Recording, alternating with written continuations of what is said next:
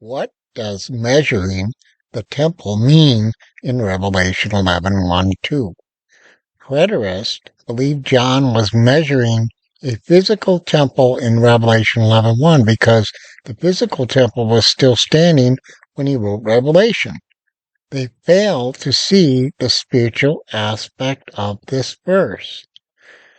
In Revelation 11:1, and there was given me a reed like unto a rod, and an angel stood saying, Rise and measure the temple of God, and the altar, and them that worship therein.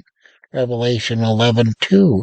But the court which is without the temple leave out, and measure it not, for it is given unto the Gentiles, and the holy city shall they tread underfoot for 42 months. That's a little over 3.5 years.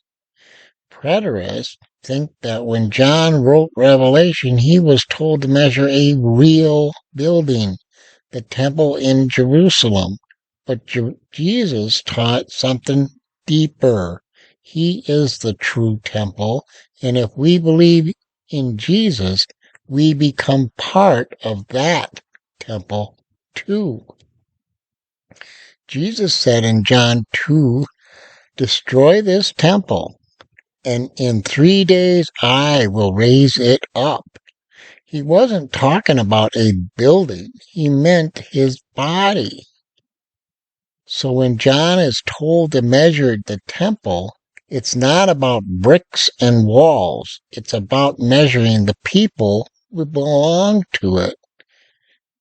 The believers. That's the spiritual temple now. And this temple is part of God's kingdom, which Jesus said doesn't come with things you see. Luke 17, and when he was demanded of the Pharisees when the kingdom of God should come, he, Jesus, answered them and said, The kingdom of God comes not with observation. What about the outer court in Revelation 11? John is told not to measure the outer court. That part is left out. Why? The outer court represents people who don't believe in Jesus, especially the Jews who didn't accept him as the Messiah.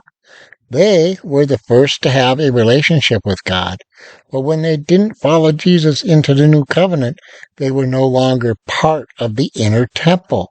That's why Jesus said the first will be last.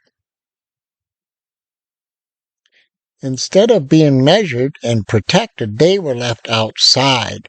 And Revelation says that part would be trampled by the Gentiles, non-Jews.